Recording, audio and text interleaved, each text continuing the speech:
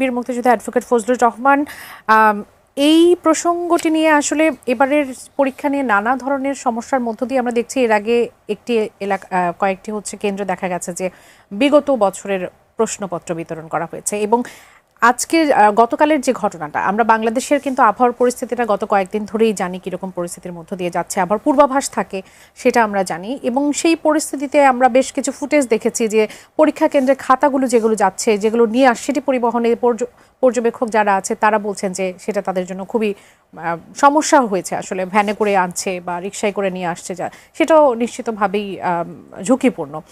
এই পরিস্থিতিতে পরীক্ষা নেওয়াটা কতটা জরুরি ছিল? শিক্ষামন্ত্রী যদিও এখন দুঃখ প্রকাশ করেছেন, কিন্তু শিক্ষার্থীরা এখনো দমে যাননি, তারা তাদের দাবি নিয়ে সংসদের সামনে আছেন।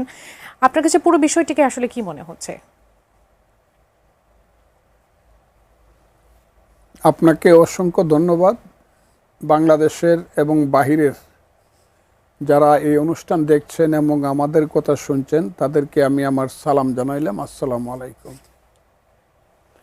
এইটা মনে হয়েছে ইটস এন ইনসিডেন্ট অ্যাক্সিডেন্ট, অথবা এইটা মানে দৃষ্টির একটা শর্টকামিংস আছে। সেটা কেমন? সেই দৃষ্টির শর্টকামিংস থেকে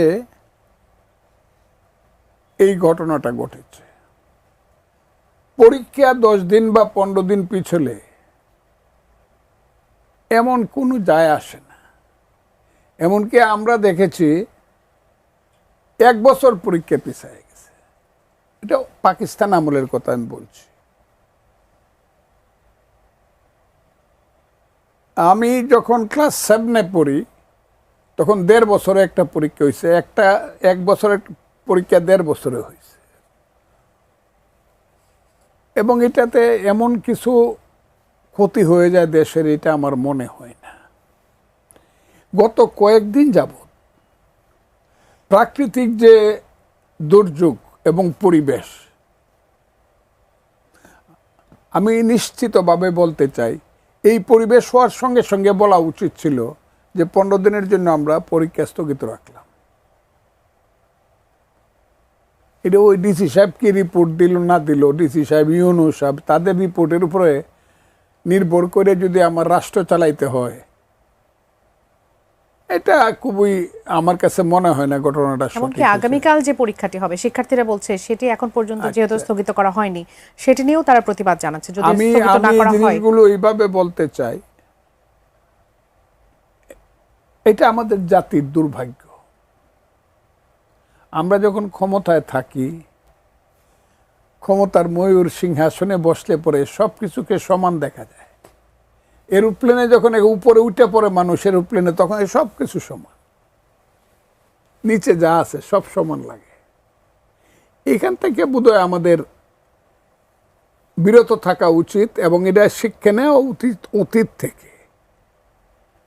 আমি অন্য কি কথা বলবো, শেখ হাসিনার আমলে অনেক খারাপ কাজ হয়েছে, কিন্তু ইউনূস সরকার যে কাজ করে গেছে তার মিটিকুলাস ডিজাইনের মাধ্যমে 4টা জেনারেশনকে ধ্বংস করে দিছে আমার দেশে, এবং আমার দেশের সোশ্যাল, পলিটিক্যাল, এডুকেশনাল কালচার ধ্বংস করে ধ্বংস।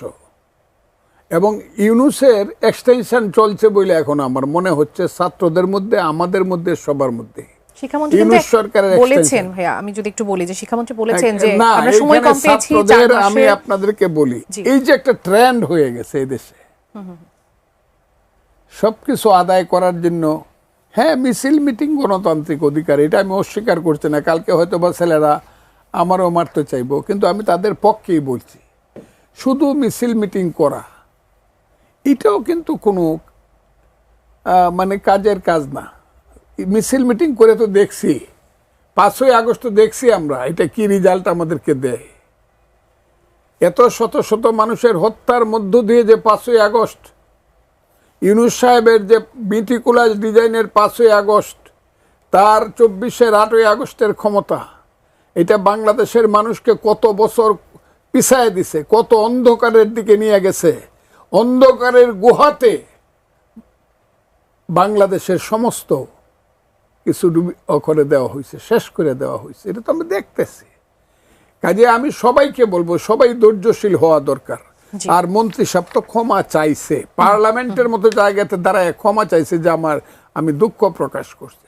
পিতা যখন সন্তানদের কাছে দুঃখ প্রকাশ করছে, সন্তানদের উচিত কিনা জানি না, তবে ইচ্ছা করলে সন্তানেরা প্রাথমিকভাবে বলতে পারে ইয়েস, এনাফ ইজ এনাফ, আমরা মাফ করে দিলাম। আপনি দাবি দেওয়াটা আসলে শেষ হয়নি। সৌরভ ভাই আপনার কাছ থেকে একটু আরো যদি কি জানতে নতুন চাই, দাবি আছে দাবি নাকি? হচ্ছে কালকের পরীক্ষাটা এখন পর্যন্ত সব স্থগিত করা পরীক্ষা হয়নি আমি বলছি সব পরীক্ষা স্থগিত করা উচিত। আমি being a member of parliament এই কথাটা বলছি। সেই দাবি না মানা হলে তারা রাজপথ আসলে ছাড়বে না, সেই আমি এটা ঘোষণাটাও বলছি। ইতিমধ্যে আমি এই দিয়েছে। ব্যাপারে শিক্ষার্থীদের সাথে একমত যে সব পরীক্ষা কালকে এখন থেকে বন্ধ করে দেওয়া উচিত, যতদিন পর্যন্ত আবহাওয়ার পরিবেশ ঠিক না হবে। অসংখ্য ধন্যবাদ।